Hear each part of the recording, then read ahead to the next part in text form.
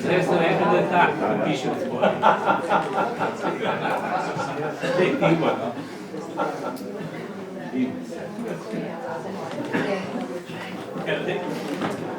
Ko sem mi dal, sem se to plašal. Ti pa si, ne? Ti si, ne? Dobro slika, ne?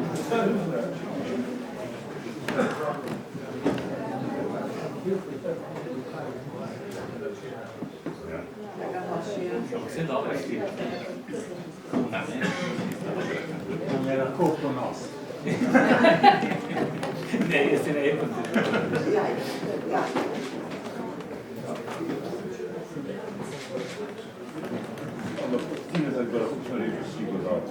vse, kar je imel mi dal, pa je bilo razno kopadkar sem še imel, kopadkar pa nekaj. Oziroma slomke lahko. V tistem času smo se izredno oziroma so nas malo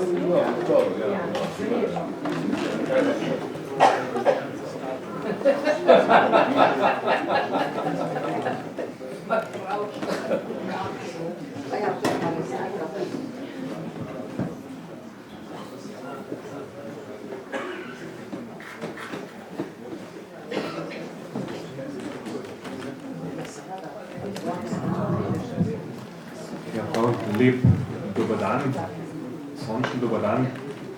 Vas vse v imenu Mohorjeve iz Celovca prisrčno pozdravljam na današnji predstavitvi knjige Igorja Omerze Veliki in dolgi pohod nove revije. Igor Omerza je tako rekoč zdaj že postal hišni avtor naše založbe. To je peta njegova knjiga, ki je izšla v Mohorjevi v Celovcu. In prvi dve sta bili, to se pravi Velikovška bomba, pa Janez Toplišek in prevod te knjige v nemški jezik z naslovom Bombenatentate. Tretja knjiga, ki je išla, je bila 88, oziroma z naslovom 88 stopnic do pekla, ki opisuje usodo Bate Todorovića. Četrta knjiga pa z naslovom Kliči za umor. Knjiga je išla lani in pač obdeluje usodo Hrvata Crnogorca, ki ga je Udba ugrabila v Salzburgu na avstrijskem in ga pripeljala v Ljubljano, kjer se je za njim zgubila vsaka sled. To pomeni, da so ga likvidirali oziroma ubili. Kako pride Celovška Mohorjeva založba do te časti, da lahko izdaja te knjige? Samo tako, ker sem ga sam tudi kot zgodovinar spoznal, ko je raziskoval v udbovskih arhivih, to se pravi v fondu AS, Arhiva Republike Slovenije 1931. V tem fondu se po moji oceni Igor Omerza najbolje spozna in je na tisoče, da ne rečem 100 tisoče dokumentov že pregledal. Knjiga je pa tak, ki jo danes predstavljamo, je pa še zlasti pomembna tudi za slovensko, da tako rečemo, samozavest in seveda še bolj pomembna pa za slovensko, oziroma za demokratizacijo in za osamosvojitev Slovenije in za demokratizacijo slovenske družbe. Zato smo Igorju tudi zelo hvaležni, da je spet nam ponudil to knjigo, da jo lahko objavimo. Seveda bo pa sam kar največji delež tudi predstavil knjigo.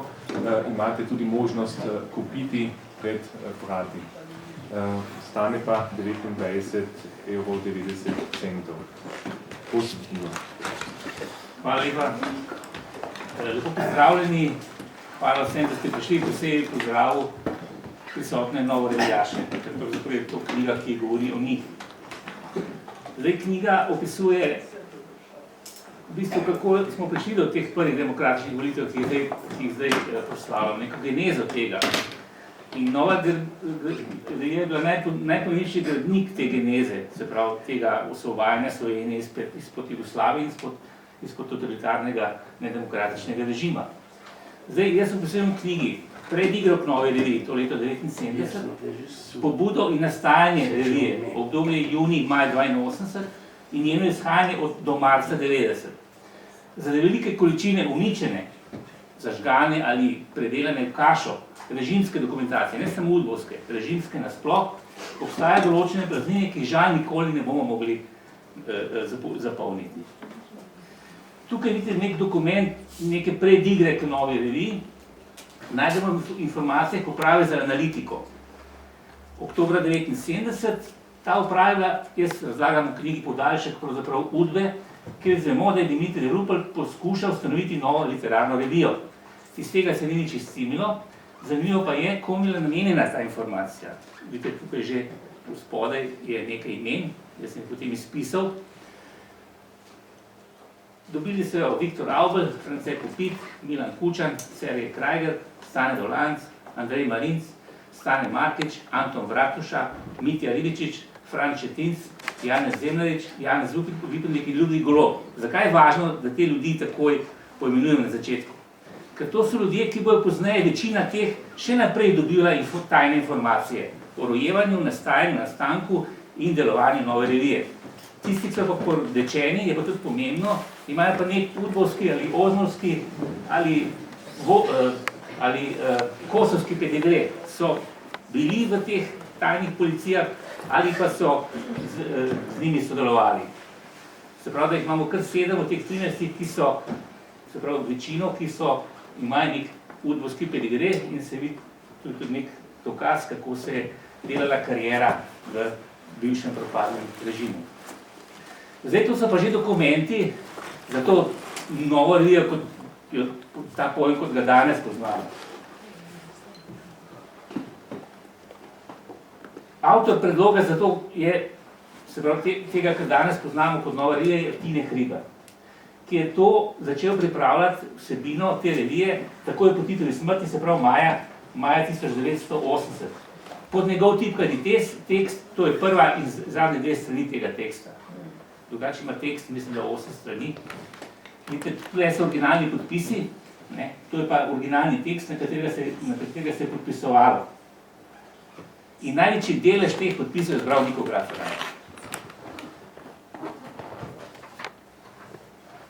Zdaj, ko so zbrali 60 podpisnikov, kulturnikov, so se pri Ruplu doma 10. junija 80, poleg Rupla so tam bili še Niko Grafer, Tine Hribar, Andrej Inkrec, Svetlana Makarovič in Borisa Novak, so se tam dobili in so malenkost redigirali ta tekst, kar ročno so delali popravke v tekst in sestavili so še spremno pismo. Na to je Tine Hribar dal ta tekst pretipkati. Se pravi, tam je njegov osnovni tekst redigiran plus originalne podpise. To so zanimivi dokumenti, zato ko pomembno dogajanje, drugače bilo mogoče tudi trivialno prikazovati račune za pretipkanje. Vendar je tako zgodovinsko pomembna zadeva, jo treba resnično iti do obisti. Vidite, to je pa zdaj že pretipkani tekst. Prva in zadnja stran pretipkanega teksta. Tu vidite že pretipkane originalne podpise, 60 teh podpisov. In to je potem Spomenka Hribar nesel na pošto. To so 7 potrdil, ne? Glavni naslovnik je bil... Glavni naslovnik je bil predsednik Socialistične fronte Mitja Ribičič in še 6 kopij so poslali na druge naslove. Partije niso hoteli, ker pravijo, da ni šla že tako na živce, ne? Ampak seveda je partija to takoj dobila, ne? Na službene naslove. Na službene, tako. No zdaj, pogledajte, zdaj je to bilo dano tem inštitucijam in sledilo je 2-letno rojevanje. Mukotrpno, komplicirano. In šele v toku nastajanja je nova revija dobila ime Nova revija z veliko začetnico. Najprej je bila samo neko tehnično ime Nova slovenska revija, ki potem dobi kar ime Nova revija. Vse to je v knjigi zelo natančno opisano. Izpostavil sem nekaj dogodkov tega rojevanja. Ker v živalskem svetu ni tako dolgega rojevanja. Živalska vrsta ne pozna tako dolgega rojevanja. In jaz opisujem to celo na 95 straneh. Se pravite, da je bila stvar izjemno obsežna, oziroma mukotrpna. Zdaj, vidite, delo je 26. junija 80 objavilo celoten ta celoten ta predlog, ne, a brez 60 podpisnikov. Objavili so samo 6 podpisnikov spremnega pisma. Zakaj? To sem pa zvedel iz partijskih dokumentov, ker je sekretar komunistične stranke takratni Franc Četinc naročil pripravljalcev javne objave na SZDL-ju, da je pomembno napraviti distinkcijo med 67 podpisniki in tistimi 6 med njimi, ki so podpisali in poslali spremno pismo. Skratka, stara metoda tako imenovane diferenciacije, ki je partija stalno izvajala, če je hotela razbiti neko skupino in je potem posamezne dele uničevati. Lažje ne kot celoto. In zdaj paradoksalno vidite, najbolj znamenita, najbolj pomembna nacionalna revija v zgodovini Slovencev, ne, in prva predstavitev teh 6 imen ni bila v Sloveniji, ampak je bila v Beogradu, v srbskem časopisu v cirilici. Paradoks. 2. julija 80 objavi Nin, ni tako Ninja, teh 60 podpisov v cirilici. No, pozneje se to objavi v Sloveniji, šele ko izide prva številka nove revije. Zdaj, 1. oktobra pa dobijo močnega zaveznika novorevijaši. Namreč, takrat je namreč v pobudi za novo revijo razpravljalo Društvo slovenskih pisateljev, ki je tudi to pobudo soglasno sprejelo. In morate vedeti, večina tukaj verjetno ve, ali pa vsaj prva vrsta, da je bila izjemno dobro sodelovanje med Društvom slovenskih pisateljev in novo revijo. Od Pavčka, Partljiča do Rudija Šeliga. In to je bilo zelo pomembno oblikovanje fronte proti propadlemu socialističnemu režimu. Zdaj, kdaj se prvič pojavi ime Nova revija? Se pravi, Nova revija z veliko začetnico, kot ime revije. Jaz sem to najdel eno prvo udbovsko omenjene, sem najdel, pa tudi prvo omenjene pravzaprav. Dokumentarno sem našel nekaj marčevske udbovske informacije z leta 81. Novinar Hajnko Flotav je marca 81 bil v Ljubljani in udba je nadinsko stavila tesen nadzor. Tako lahko tu med drugim preberemo v tem dokumentu, što ima zvezan dokument, ne vem, nisem celega mogo treba objaviti. Flotav se je sestal z Andrejem Inkretom, s katerim se je želel pogovarjati o novi reviji. Tu že pišejo za veliko začetnico. Zaprav marec 81 najbolj prvi dokument, ki že uporablja tisto končno ime Nova revija z veliko začetnico. Zdaj seveda, vse teh dogodkov je bilo veliko, ampak je neko kulminacijo v tem nastajanju revije ali problemov, ki jih imela ta skupina, da vzpostavi to novo revijo, je kulminiral na seji sveta Cankarjeve založbe, uradne ustanoviteljice nove revije konec decembra 81, kjer je Tilka Blaha izrazila nasprotovanje imenovanju Dimitrija Rupla za odgovornega urednika in predlagala, da se za glavnega odgovornega urednika revije imenuje Tine Hribar. Tako mizerno ravnanje visoke režimske funkcionarke Tilke Blaha ni nič presenetljivega, glede na to, da sem odkril, da je bila konfidentka udbe. Tu je dokument o tem, ki dokazuje, da je bila ona dokumentka slovenske tajne politične policije. In zato je to njeno ravnanje seveda v tej luči veliko bolj razumljivo. Zdaj smo pa že pravzaprav se približujemo prvi številki. V informaciji poslanih šefov partije po Pitu aprila 82, se pravi mesec dni pred novo revijo, to prvo številko, Udba poroča, da namerava uredništvo v prvi številki objaviti 6 pesmi Gojka Džoge, v prevodu Nika Grafenauerja, ki je bil obsojen zaradi zbirke pesmi Vunjena vremena, ki je bila ocenjena kot grob napad na Tita in nasploh na politični sistem. So že težave, s prvo številko težave zaradi tega, kaj hoče objaviti nova revija. No in taka podobna voklanja, ki jih tudi opisujem, vse te udbovske informacije, kulminira 21. maja 82 na sestanku politikov, tožilcev, šefa udbe 21. maja in prav za izida prve številke. In ukvarjajo se predvsem z Gojkom Džogom na tem sestanku in zaključek je bil, da je potrebno uredniški odbor revijo opozoriti, da se s tako vsebino revija predstavlja kot opozicijska. In do nadaljnjega je potrebno zadržati razpečevanje revije. Se pravi, 21. maja oni zahtevajo zadrževanje razpečevanja že pravzaprav natiskane nove revije prve številke.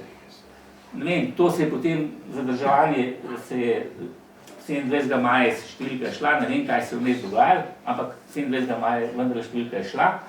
Cankarjeva založba na tiskovni konferenci, tu je Tine Hribar na tej tiskovni konferenci, je predstavlja prvo številko. Medtem ko je Tine Hribar zatrdil, da revija razpira nove razsežnosti v slovenski kulturni politiki, je Mitja Rotovnik v imenu Socialistične zveze Front je dejal, da je prva številka ni izpolnila vseh pričakovanj, da predstavlja določeno razočaranje, obregnil se je predvsem seveda ob objavo pesmi Gojka Džogeta. Ki so te resničarje? Ki so te resničarje? No, potem sledi 85 strani poglave od rojstva, se pravi od prve številke proti 57, ki vemo, da je 57 seveda najbolj znamenita številka. In vidite, muke režima so bile neprestane, tudi seveda muke na drugi strani novorevijašev. Predvsem režim je ostane probleme s to revijo in kolikor je ohranjenih režimskih dokumentov izžareva nevoljo nad prispevki v nove reviji. Zdaj že preskočim kar na leto 84, tu vidite Alenko Puhar, fotografija Alenke Puhar, ki je tukaj v tem poročilu Udbe za leto 14 definirana kot meščanska resničarka, osrednja celo meščanska resničarka, Alenka Puhar, in ne bodi ga treba, tudi celo prevajala Orwellovega 1984 in ga celo popularizirala. To je bilo en učitelj v tem letnem poročilu. Zdaj pa treba nekaj vedeti. Do leta 1984, do julija so bili novorevijaši anarholiberalisti. Potem je predsedstvo SFRJ julija reklo, ne, to niso anarholiberalisti, to so meščanski resničarji. In od takrat naprej so novorevijaši meščanski resničarji. Hkrati so obstajali še ostanki starih buržoaznih struktur, to je bilo pa Kozberg okrog, pa recimo oponenti povezani z Mejstvom, pa s Celovškim zvonom, pa recimo s srečanjem Drage v Trstu, kar bom podobno opisal v knjigi Karla Udba v Dragi, ki izide avgusta na občinah. No, skratka, to je zelo težko to slediti, ker tudi Udba sama meša te opredelitve.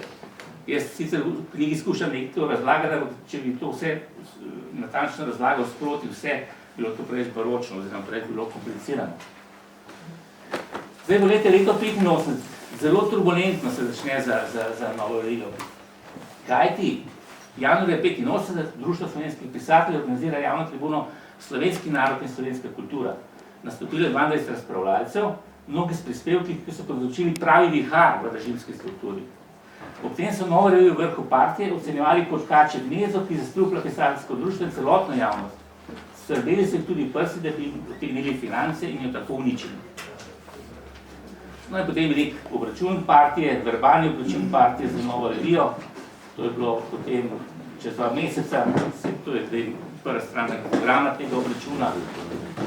Se je sestal vrh partije na zaprti seji napravil ta verbalni obračun z novo revijo, kar se je v knjigi seveda natančno secira.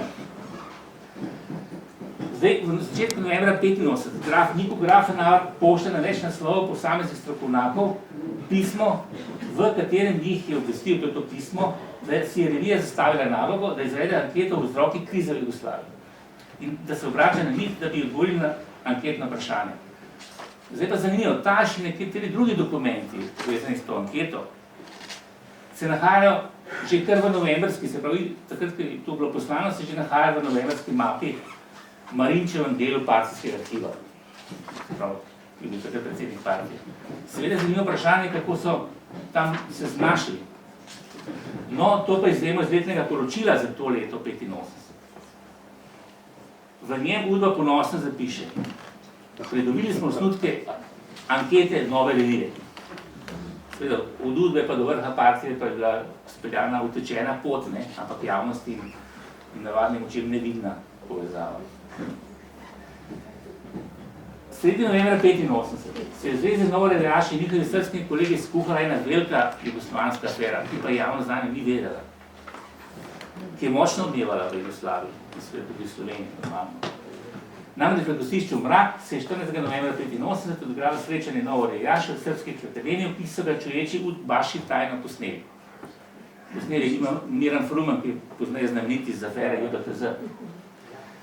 Ivan Eržen, načelnik Udbe, je že čez 4 dni po končanem srpsko-slovenskem sestanku predsedniku slovenskih komunistov Andreju Marincu poslal 118-stranski prepis celotnega pogovarjanja pri Markovskem Mraku.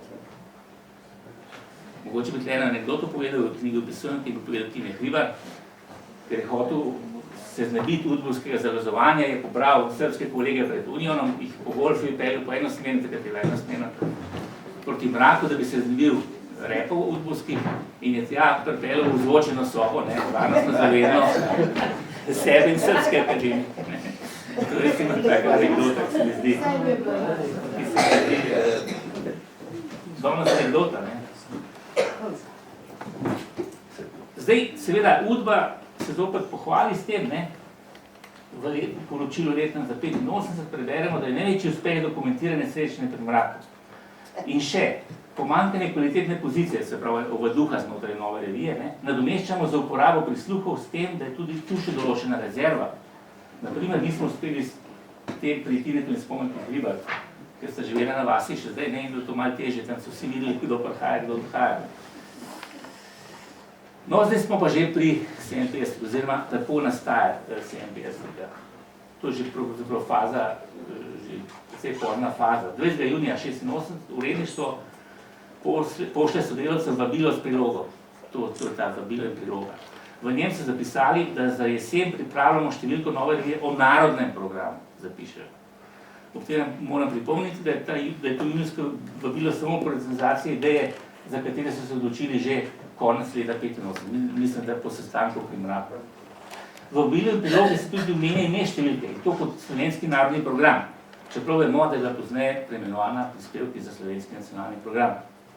V vabilu in prilogi se omenja, da bo številka šla v letu 86 in da bo njena to 56 številka. Vemo, da je šla leta 87, da je to njena 57 številka. No, mogoče je to zanimivo, da je novembra 86 je Tine Hribar v bifeju trgovine on opazil Dimitrija Rupla in Draga Jančarja in sta mu rekla, imamo naslov, pravkar sva si ga domislila, sta dejala. Hribar je sledi, da ga je v dokončni fazi izrekel Drago Jančar. Zdaj seveda, Udba v letnem poročilu za 86 piše o teh pripravah na nacionalno številko in še o drugih stvareh in pravi Udbaši. S pripravo prispevkov za slovenski nacionalni program ta krog prehaja v odprto ponujanje svojih razliv, kar je res. Večina spoznano o nakanah meščanske resnice je pridobljena s prisluhi, tajnimi preiskavami, sledenjem, ki so omogočili dokaj kvalitetno operativno pokrivanje pomembnih srečanj, naprimer dogovor o pripravi nacionalne številke oziroma prispevkov za slovenski nacionalni program. Dobro, to je pa zdaj že poglavje o novi reviji. 57 številka, poglavje je dolgo 102 strani. Številka izide 16. februarja 87. Čeprav novoriraši niso skrivali priprav in je seveda Udba jih skozi spremljena, kot ste videli pri teh pripravah, je vendarle bila to politična bomba. Tako v slovenskem, pa tudi v jugoslovanskem prostoru. To je pa slika glavnih novorirašev, mislim, da kmalu po tem, ko je šla nova številka. Ko je šla 57 številka. To je sicer znamenita slika. Je zelo znana slika. Zdaj, kaj se tako dobi? Še isti dan, se pravi 16. februarja, se pri Kučanu sestane ekipa partijska in nato ponovno 19. februarja 87. In za pomoč pri razpravljanju jim je dostavil dva teksta, Ciril, zelo analitična, moram reči, teksta, Ciril Ribič, jaz sem podrobno analiziral ta njegova dva teksta. Zdaj se pa moramo vprašati, kako to, da je lahko Ribičič v tako kratkem času uspel 250-stransko revijo pregledati, narediti ekspertizo, krajšo, daljšo in tako naprej, daljšega dolga 25 strani, ne? Potem sem pa našel višji škatli, ker so te Ribičičevi analize še nevezane snopiče nove revije, ki so počrtani in počrtavanja so identična z izpisi, kaj se piše v novi reviji v Ribičičevem tekstu. Se pravi, da je Ribičič še preden revija je šla, dobil na mizo na CK-ju te snopiče. Se pravi, to je pa naredila prav gotovo Udba. Ker je sam Ertel rekel, enkrat v Beogradu aprila 88, polovica ljubljanskega centra Udbe dela samo v tiskarno. Poleg tega so imeli noter že oni svoje ovaduhe. So še v službenci kaj tudi. Največjega centra Udbe v Ljubljani, polovica pravih dela, ne, in je zaradi tega zelo nesrečen v Beogradu, kot to poroča. To so pač te snopiči, ki so prišli na CK, ne vem točno kako, ampak vidi se, da je uporabljal Ciril Ribičič, ko delal ekspertize. Zdaj seveda,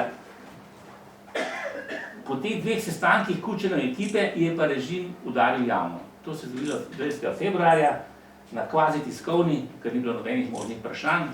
Jože Smole je prebral nek tekst, v katerem seveda ostro kritiziral novo revijo šefa, takrat še ni bil Noga, poznaje postal javno. In odprt je bil politično-medijski lov na Novo revijo. Zdaj pa, kar sledijo seje, najprej so bili borci, vrh borcev, vrh partije, vrh Socialne zveze, kjer so prisotni člani prispevke skoraj da v celoti zavrnili in se pridušili, da bodo naredili vse, da se ne bodo uveljavili v družbeni praksi. To je slika, zelo dobra slika o Pavlihi, ne? Pavliha že takrat odpiral neka razbijo to socialistično fronto, režimsko fronto, vidite, to je slika se zdaj sestanka okoli Nove revije, izmučeni, zaskrbeni revolucionari, zgore je Vida Tomšič, v sredi Lide Šentjur, spodaj ste Mitja Ribičič in Viktor Avbel. In mislim, da se veliko razkrati kar upravičenje. Zdaj, od tem je potem od vseh teh sestankov je najpomenejši februarja partijski. Zato ga jaz zelo podrobno seciram ali analiziram. Vidite, to je prva stran magnetograma partijskega sestanka in to v knjigi je zelo natančno seveda upisano. Zdaj, 10. marca se v Beogradu začne velika federalna partijska maša o Novi reviji, 57 številki.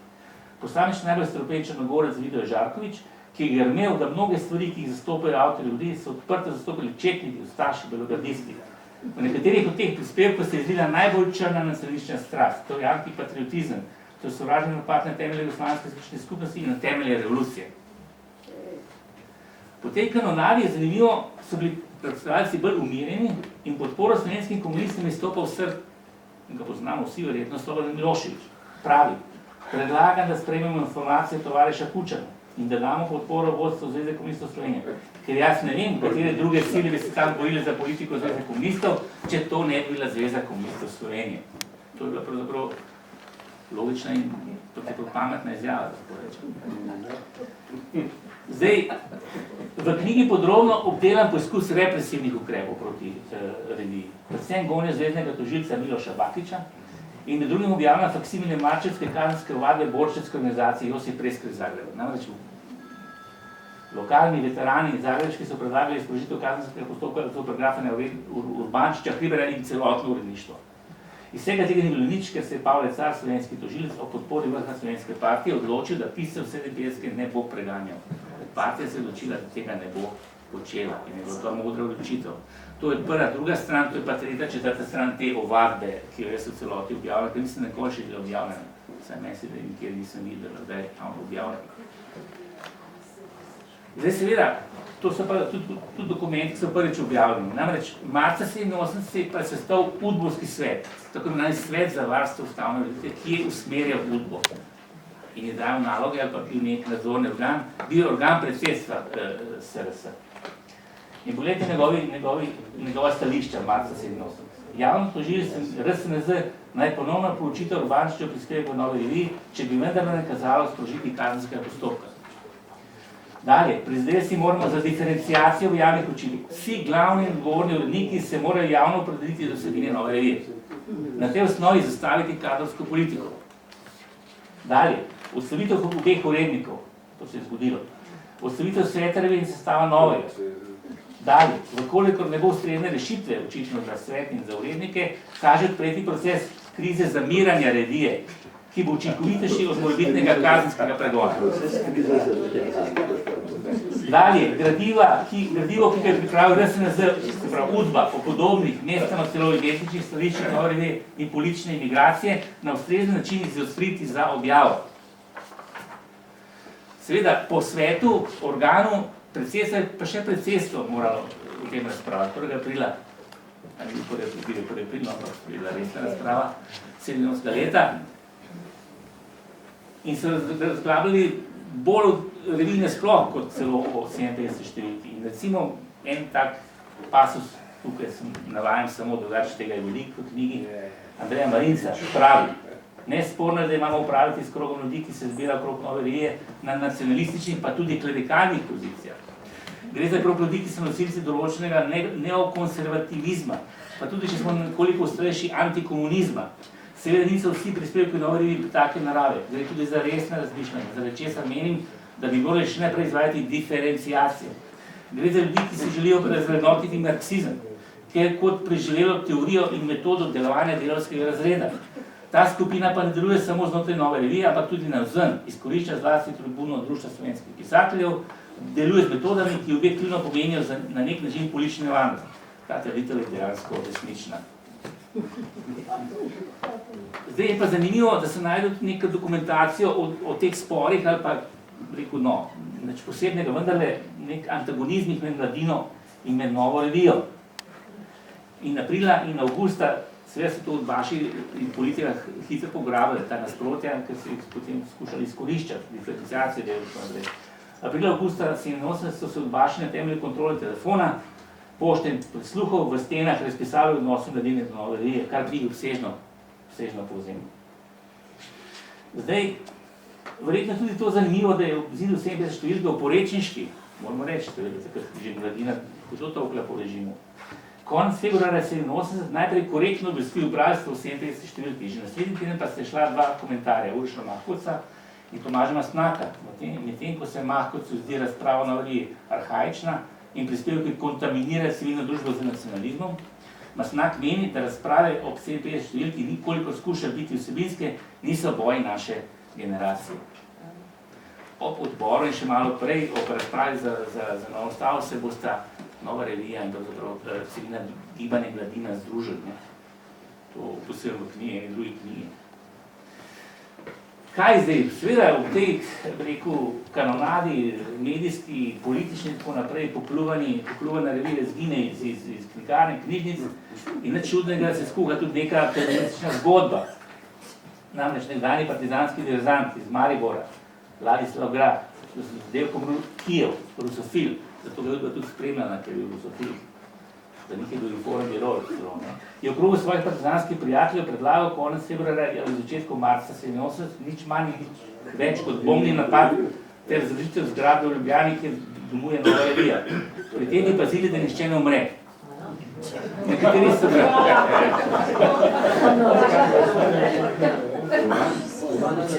Nekateri so bili proti, to, da nekateri so predlagali, da ne rušimo zgradbo, ampak da počakamo uredništvo in vse postreljamo. In je bil proti ubijanju in je vztrajal na bombni diverziji in da pustijo sporočilo rdečih brigad. Najboljše je bilo to, da smo potem s Kijevom naredili intervju v reviji. No, vidite, kljub tej goni, ki jo sprožila 57 številka, Nova revija še niso popustili. Odstopljena sta bila takratna urednika Grafenau in Rupel in glavne odgovorne uredniške posle je za 6 mesecev prevzel Boris Novak. Toda kanonada Nova revija še se je zaradi novega poletnega njemu sledečih duetov glavnih odgovornih urednikov. Novaku sta sledila še dvojica, Jože Snoj, spomnite Hrida, pozneje pa še Tine Hriva in Niko Grafenau, mislim, da govorim do 75 številke in se ta kanonada, ta njen smer se ni ustavila. In je številke v številko nadaljevala in parala živce slovenske in slovanske stvarce, njeni tajni politični policiji, jugoslovanski ljudski armadi in njeni tajni politični policiji Kosovo. In tako je, vidite, komi se še ne pomiri se razburjenje okoli Nove revije, je spet nov udarc. Julija 87 v dvojni numeri Nove revije, novo razburjenje. Kajti Blažič objavi neko gloso in v vojaškem vrhu jo ocenijo kot nov in nespremljen napad na jugoslovansko ljudsko armado. V časopisih drugih republik v Sloveniji, moram reči, je bilo kar nekaj odzivov na Blažiča. Najhujša sta bila Beograjski NIN in v vojaškem tedniku Narodna armija, armadno glasilo 13. avgusta 87 objavljal sestavek, zanimiv naslov, Vojna hunta v Novi reviji. Spomenka na šefi. Dobro, zdaj imamo pa en dokument, zelo pomemben, ker so, vedete, teh dokumentov prav v notranji problematiki je večina uničenih, ampak tukaj je nek ustal, zato je nek tuj novinar prišel, pa so ga nek drug fond, se pravi tujih novinarjev, pa je to ohranjeno. Slovenska udba, ki uredniške sestanke revije prislušno pokrivala, je tam konec avgusta 87 slišala tudi tole. Dne 24.8.87 so se v uredništvu Nove revije sestali Boris Novak, Dimitrij Rupel ter Jernej Vilfan. Novak je komentiral Ruplu, da je glede Blažiča članka slišal različne komentarje, predvsem strani vojske. najhujši napad, ki je šel v narodni armiji. To se je seveda videlo javno. Ne? Ampak kaj je važno v tem dokumentu? V istem dokumentu tajne policije tudi vemo, da je, citiram, Spomenka Hribar pripeljala v uredništvo Nove revije novine na frankfurtske TV. Pogovor z njim je vodil Boris Novak, ter tudi Rupel. Vendar njihov razgovor le delno razumljiv zaradi govorjenja ostalih uredništv. To je dokumentiran dokaz, da so bili stacionarni prislušne naprave v uredništvu Nove revije na Vegovi 2. Na bolj Vego. Ne, Vegovi 2. tukaj, čez. Wolfa Lapol, ne, oziroma Canke. Ne, pa Vego. Ampak smola udbala pa v tem, ne, in ko se tudi se hudujejo mladi udbovci, da so pogosto pomembni razgovori novorejašev dogajali izven uradnih prostorov. Ter v slučajno izbranih, to je posebno mod, v slučajno izbranih lokalih. Kot to ugotavljajo decembra 87 udbovci sami, citiram. Akteri Nove revije pomembnejše odločitve največkrat sprejmejo v posameznih lokalih. Lokali se zbirajo slučajno, ker je najhujš, ne more niti postaviti. Ne. Oni pol pravijo, ad hoc smo postavili, ker smo poslušali napravo. In se praviloma zaporedoma ne ponavljajo še to. Ne. Kot lokali, kjer so se sestali sodelavci Nove revije, so bili zabeleženi. Gostišče Mrak, Štajerski hram, to je dan zvezda, se mi zdi. Ja. Potem je Čak, Rio, Podskalce, Maksim, Medek, Slašičarna, Maxi Market. Takrat potovali. Proti Blažiču in Hajki na njegov članek se je vključila tudi udba naša. In ta namen načrtovana je izvedla zaslišanje Blažiča in Novaka, to je že podrobno opisano v Novi reviji. Ampak v tem, to pa še ni znano, v tem je predhodno razpravljal celo njen vrhovni nadzorno-nacionalni organ, se pravi torej Svet za varstvo ustavne ureditve. In je dejal napotila Ertlu in Eržena za notranjih ministrov in pa šefu udbe, kako naj ta pogovor z Blažičem in Novakom poteka. To v knjigi natančno opisujemo. Zdaj pa vojska kliče Slovence v Beograd, že tretjič v letu 87, že septembra, se je vrh slovenske politike že tretjič sestal z vojaškim vrhom. Se predstavlja neko državo, kjer del ene politike, ene lokalne, da tako rečem, se mora sestaviti z vojaškim vrhom. Pa ne zaradi kulturnih zadev, ali pa da se malo pogovarjajo o zaščitnem varovanju, ampak ker razpravljajo o političnih problemih. Ne, ta država res v bistvu zmešana. Ne. No, z tega sestanka navajam, ker je ohranjen stenogram, tega sestanka navajam samo stvari, ki se tičejo Blažiča. Je pa drugače to element, mislim, da ima okoli 20 strani drugače ta stenogram. No, jaz sem že prej ta dokument pokazal, ker smo dokazovali prisluhe. V tem dokumentu je pa tudi piše, ne, naslednji povzetek mikrofona v steni. Citiram, Graf Renarjih je upozoril prisotne, da bodo v bližnji prihodnosti znani amandmaji, ki jih je izdelala slovenska politika na zvezno ustavo, ter je prepričan, da bo ta snov zrela za temeljito analizo.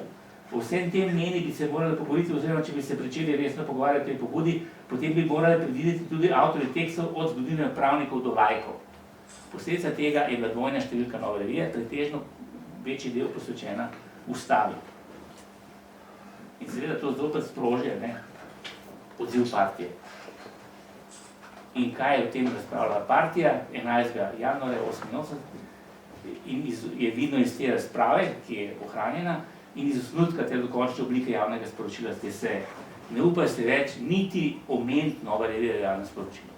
Veste, kakšen preobrat že nastaja, se že odpira prostor. 87 jo tolčejo, ustavno več ne upajo niti omeniti Nove revije v javno sporočilo. Celo sejo se je o tem razpravljalo, da bi to omenili ali ne omenili Novo revijo, to je vse opisano v knjigi. Zdaj, ob tem je še nekaj dodal, ker je to leto 87 res neko ključno leto, kar se tiče seveda Nove revije. Ertl prav v Beogradu aprila 88. To sem že objavil tudi to. Mi smo dajali slovenskemu političnemu vrhu v letu 87 o meščanski resnici 127 informacij, o Ruplu 34, o Hribar Spomenki 27, o Bučeru 47, Blažu 20 in tako naprej. Velika večina teh informacij je uničena. Ne vem, če je lahko preštejem na prste in na roke. Se pravi, da je notranja problematika bolj uničena kot 90%. Bolj proti 99%. Zdaj povedete, ampak ta ustavna številka Nove revije je zadnja, ki sproži neko reakcijo partije, tako močno reakcijo. Čeprav, za katero javnost sploh ni zelo malo zvedla, tistega poročila o seji. Ampak to ni posledica popuščanja Nove revije, ampak širitve fronte. Razprši se ta pritisk. Zakaj?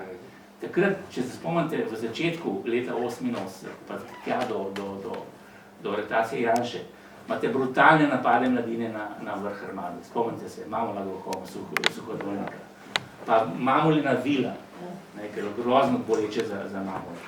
Pa potem Noč dolgih nožev, ki ni šla, je Udba preprečila, Miheljakov šla. Potem radikalizirane pisane tribune in katere, samo resnike, preko strašen pritisk izvaja na režim, preko teh dveh študentskih časopisov. Potem izdajalski nastop, izdajalski strani režima, da proglasi Jože Smole, Bučarja za izdajalca, ko nastopi v Evropskem parlamentu, prav ne podpirate Jugoslave, ki je na demokratičnem državi. Potem nastane koordinacija novih družbenih gibanj, teh civilnih gibanj, se združijo v koordinacijo, ki se vključijo v ustavne spremembe. In si spomina Staneta Kavčiča. Potem ustanovitev Slovenske že kmečke zveze. Potem Janševa napoved boja za oblast, ker je vedno podločila njegove aretacije, to je dokazujemo v eni drugi knjigi. Potem pisateljska ustava izide, te za slovensko ustavo. Potem pa afera EBTZ, da je tega razlagal, in nastane velikega odbora. To so te dogodki, ki pravzaprav to fronto razširijo in ta pritisk se zmanjša na Novo revijo. Tako medijski kot režimski seveda. Ampak je pa še druga stvar,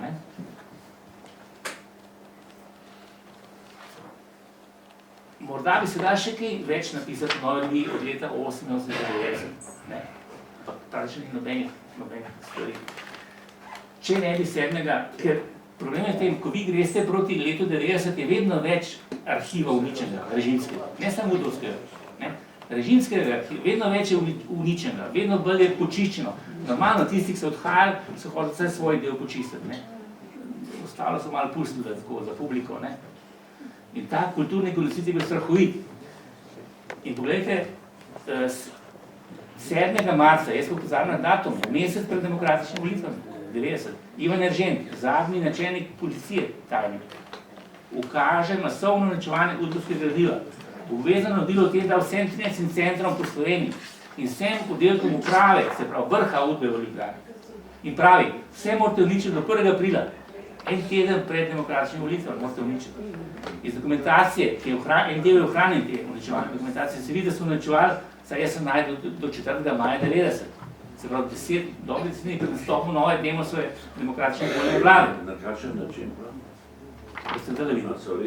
To so pa, vidite, to so pa konvoji, tale kombi pa ta golf, napolnjeni z arhivsko dokumentacijo.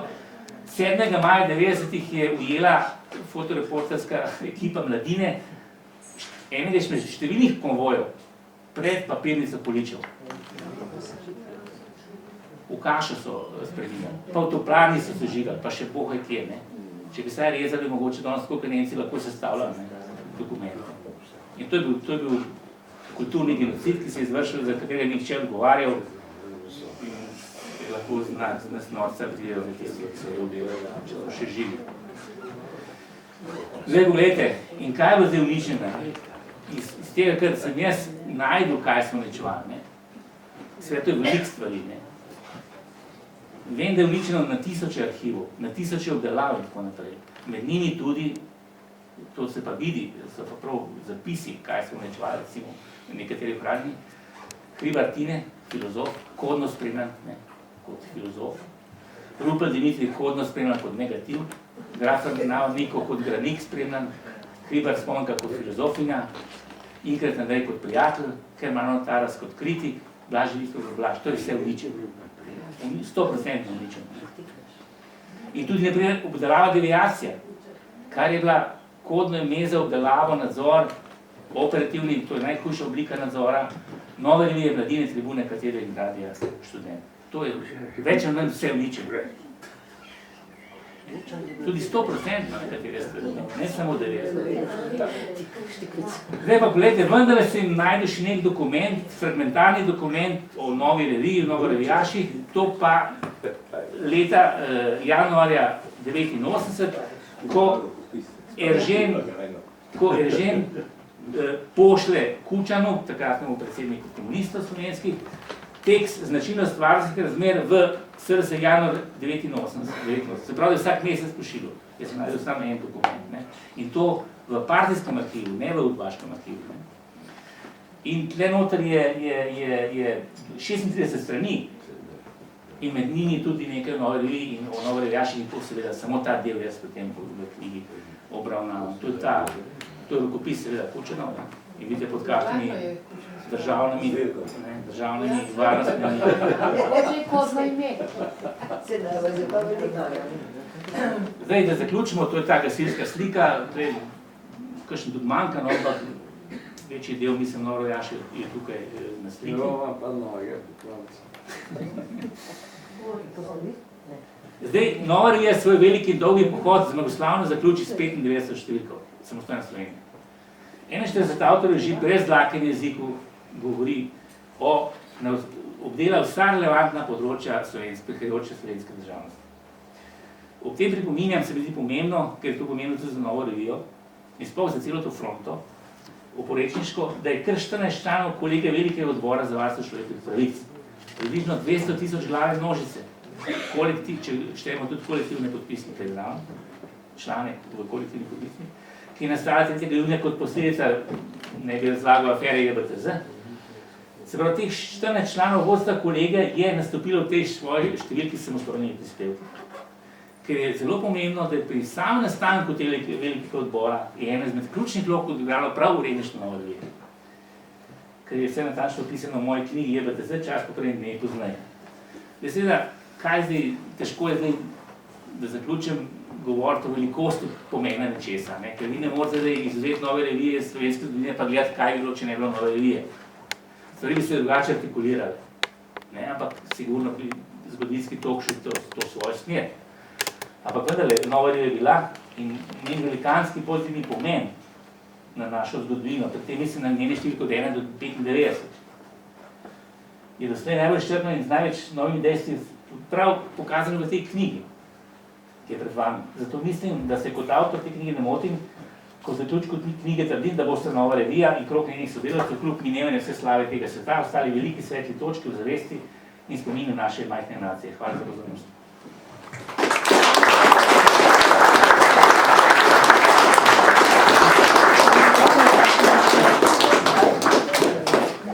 Zdaj ste na vrsti še vi, če imate kako vprašanje, mogoče še kaj želite pristaviti, dodati, prosim.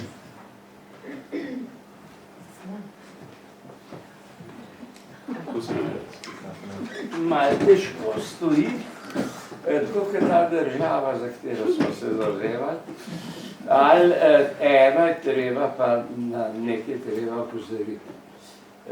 Takoj po Titovi smrti, jasno, da so silnice v tem smislu delovale že prej ves čas, od leta 82, ki je začela Nova revija izhajati, ampak če primerjamo prve številke s temi proti koncu tega 80-ih let, bomo videli že veliko razliko v konceptu, v vsebini in podobno.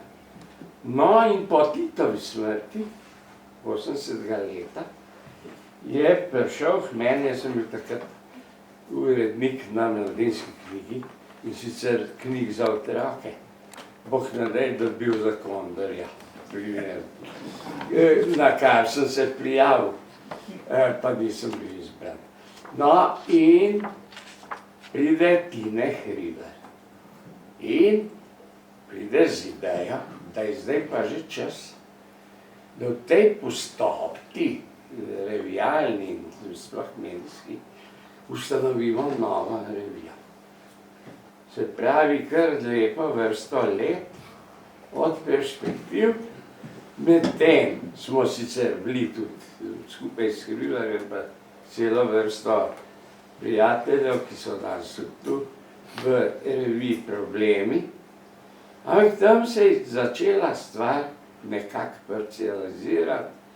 Lakanovci z Žižkom na čelu in še kom so v svojo smer vlekli, literati v svojo, filozofi v drugo.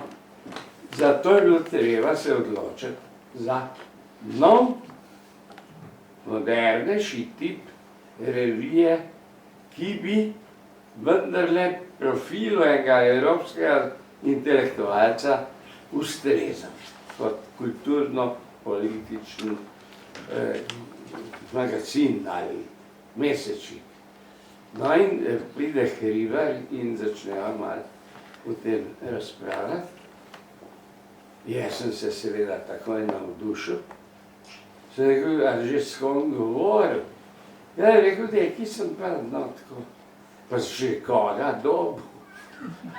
Je rekel, no je pa ja neki, se nakazuje. Sem rekel, boje pa že skrajni čas, da vrek poprimeva med vas skupaj.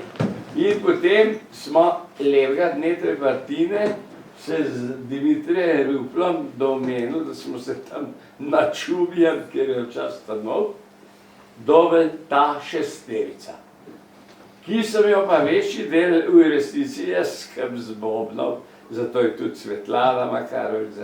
Rabili smo nekaj imena tudi. Zato je bil tudi Boris Anovak in en diapazon, mišljenjski, habitualno tudi, smo skušali s tem pridobiti in takrat smo potem prišli s to izjavo na koncu. To, da bom meškel začetek, ali to je bilo leta 80. Potem smo se pa še 2 leti gombali na najrazličnejše načine, da lahko končno Piškova prva številka leto 82.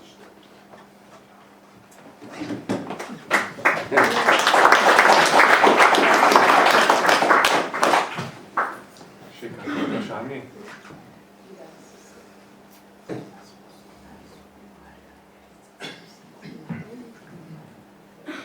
Če ni več nobenih vprašanj, mogoče... Ja, smo penzalistično društvo.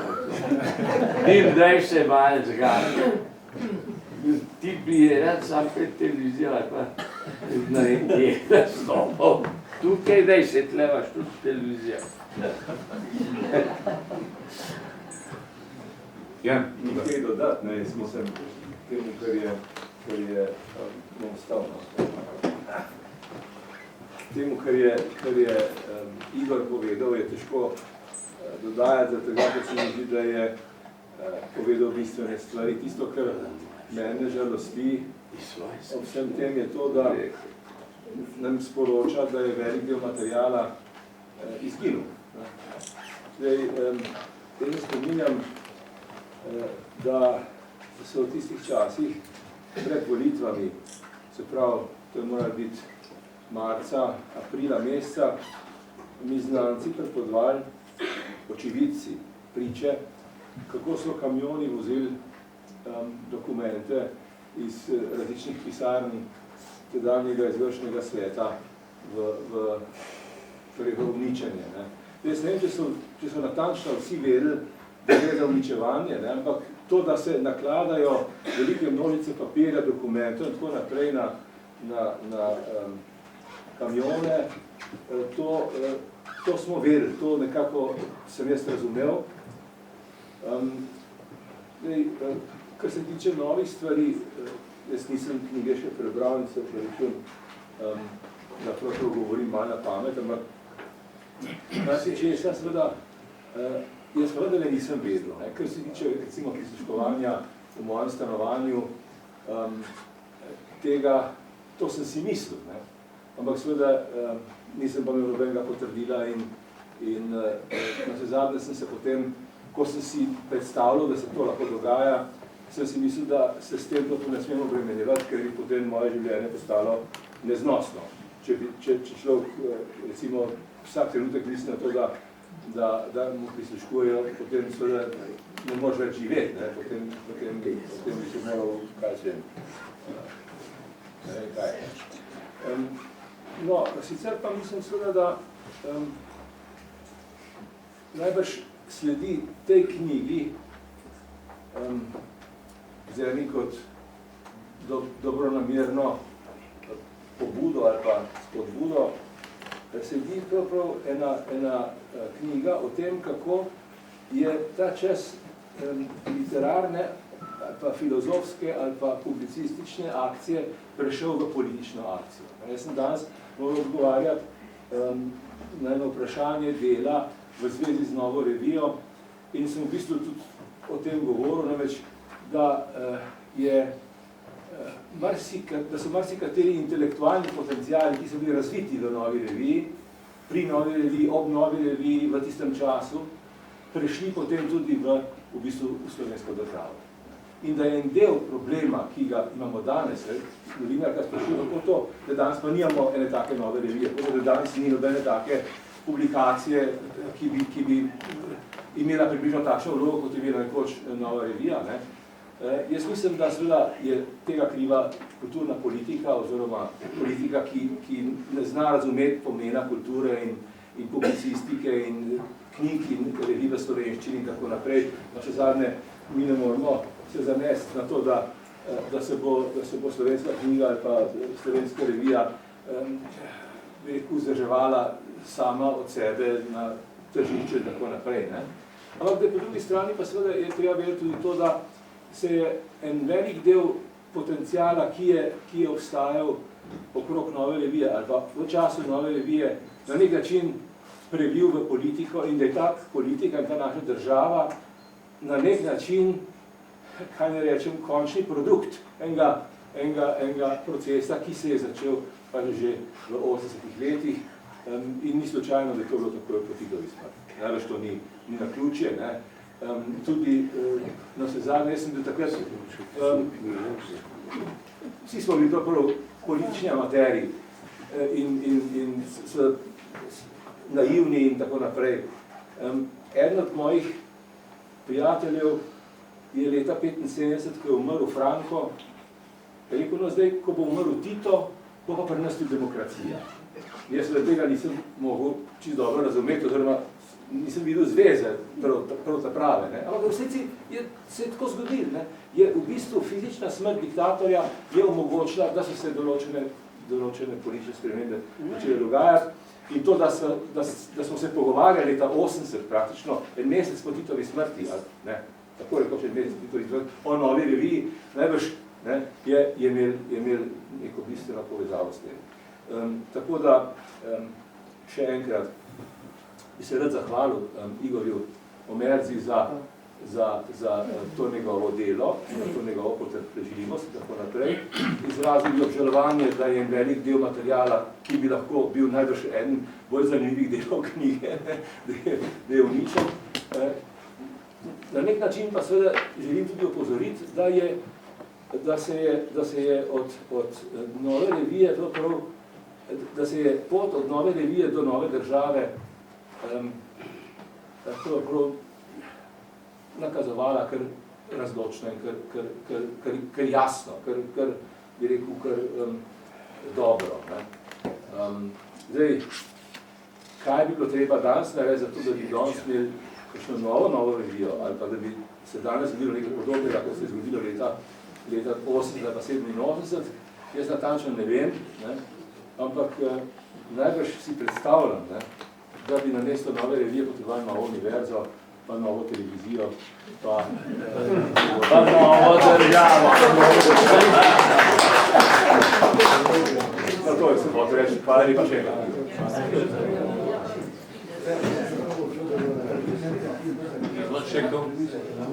Jaz sem to pri vašem nagovoru prezrl odmev nastajanja nove revije v svetovnih tiskih. Jaz se spomnim, ko je bila objavljena pobuda v slovenskih medijih, da je Le Monde kot glavni francoski dnevnik to objavil na sami prvi strani. In tam je pisal med drugim tudi imena so bila in da je oblast tako je to kritizirala. Ampak to je Le Monde objavil na prvi strani. A ste vi iskali te vire? Ne.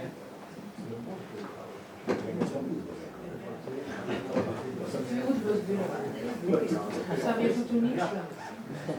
Še kako? To nisem vedel sploh. Drugače bi verjetno še poiskati.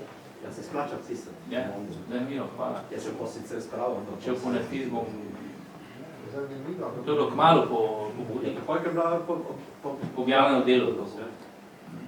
Če lahko jaz malo ugibam, nimam nobenih podatkov, možno je, da je Milan Kundera, ki je dobro sodeloval z Le Mondom, spomnimo se, kako je poročal Le Monde med vojno o naši deklaraciji, v zvezi z vojno in vsem tem, in je po objavi v Le Mondu se javno mnenje bistveno spremenilo v naš prid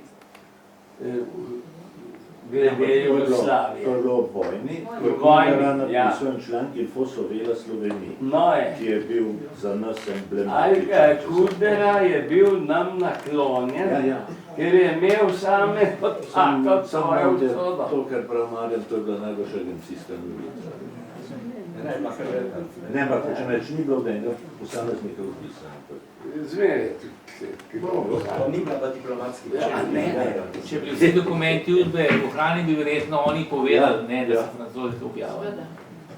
Ali možnost, da so ti dokumenti vsaj nekateri v Beogradu? Možno, seveda je možno, ne, ampak do njih ne bomo prišli. Ja, zato, ker Srbi tega ne bodo dali. Kaj pa imajo oni od tega? Prosim? Kaj imajo oni od tega? Ja, imajo, marsikaj, ne, držijo v rokah neke informacije, ne, ki lahko kadarkoli. Države nikoli ne daje teh tajnih, zelo težko daje tajne podatke. To pa Srbi, ne, ki so že nekokrat obljubili, da bojo svoje arhive odprli. Pa se jih tudi mi ne odpremo, veste, mi imamo skozi težave z arhive, zakaj gledamo Srbe pravzaprav, ne. Mislim, da leta 2010 sem dal prvo knjigo, se je začel, ne. Ko sem pokazal, koliko je vendarle ostalo te udbe, sem pisal v Kozbeku, kar naenkrat sem imel svoj preprečen dostop v en del udbovskega arhiva. In potem se je začel res iz 2 referenduma, jaz sem se s tem ukvarjal, bi 5 knjig več lahko napisal, ne. Koliko je to poželj energije in živcev ukvarjanje z državo, ki hoče zapirati arhive, ne. Že tako opustošene arhive, ne. Pa mi hočemo dobiti od Jugoslavije nekaj, pa zakaj? Da bi vsem dal pa tle zaprl, zato je vse skrb absurd, ne. Še kako vprašanje? Drugače se vam zahvaljujem, da ste prišli in Igor Meza bo potem gotovo tudi pripravljen, če boste kako knjigo dobili, jo kupili, da bo podpisal tudi knjigo. Najlepša hvala.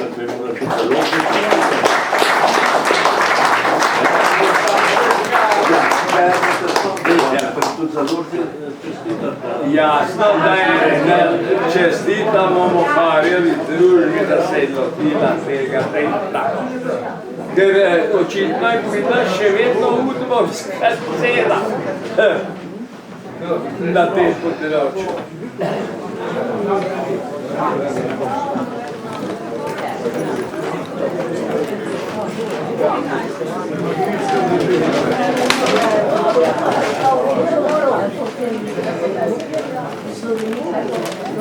Dan je bil Kundere, treba je rešiti Slovenijo. Vse Slovenije na prvi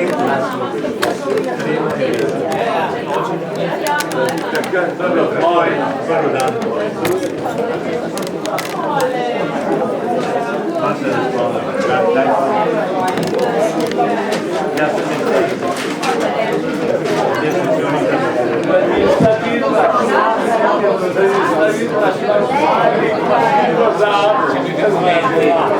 Hvala za vse. Krasno, krasno, krasno. Smo veseli. Seveda. Avtor je pa tak, da bi si ga bilo treba zmisliti, če ga ne bi bilo.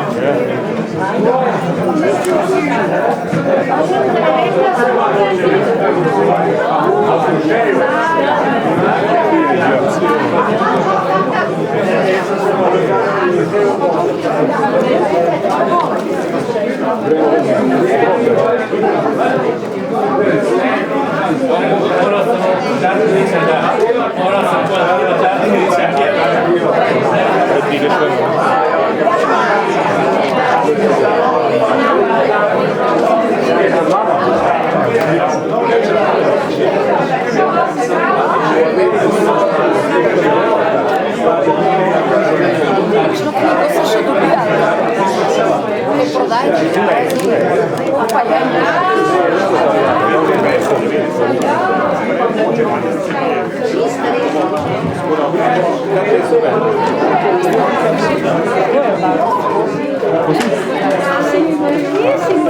Mislim, da je Margan Slovec. Ne vem, mislim, da je.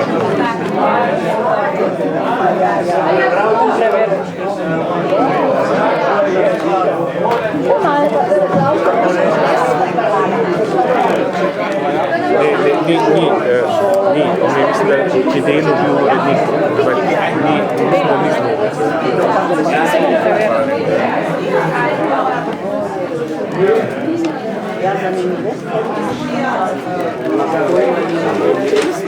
Kaj?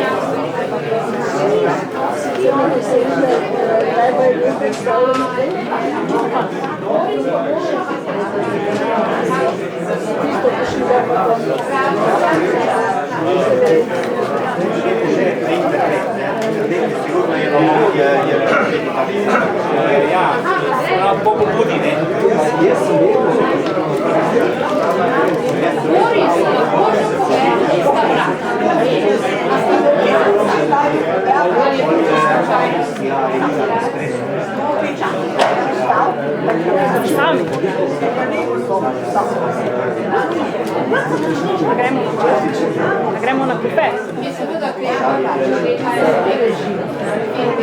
Hvala, vsem me. A ja, vi slikate. Ja. A ja, pardon. A vi še snimate? Ja.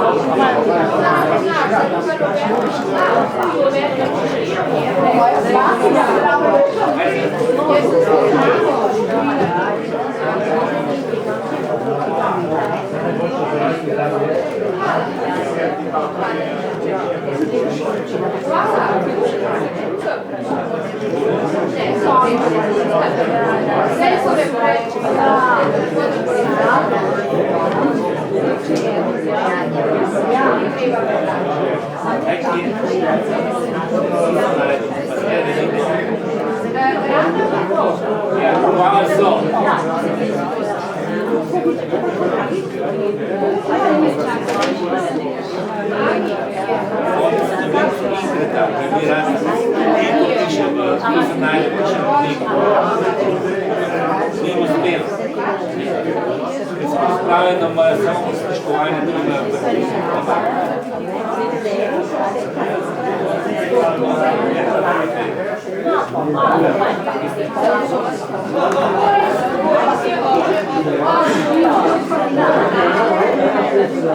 Ja.